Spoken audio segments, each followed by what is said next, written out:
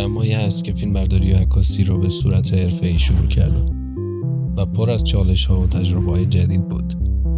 اما بزرگترین چالش برای من ایده پردازی بود. طوری که ساعتها وقت می‌ذاشتم و دنبال الهام گرفتن و ایده بودم.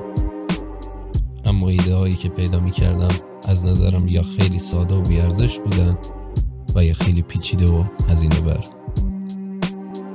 احساس می‌کردم که توی یک ناحیه قرار گرفتم. از یه طرف تمایل به خلق یه چیز ویژه و خاص داشتم و از طرف دیگه نگرانی این که ایده‌ام واقعا ارزش ساختن داره یا نه منو به چالش می‌کشید. نتیجه این افکار خب دلسردی بود.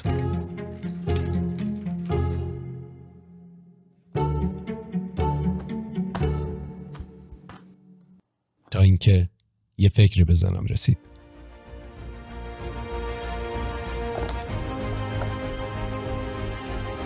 یه جایی شنیدم یه نویسنده وقتی نمیدونه چی بنویسه باید درباره این که نمیدونه چی بنویسه شروع به نوشتن کنه.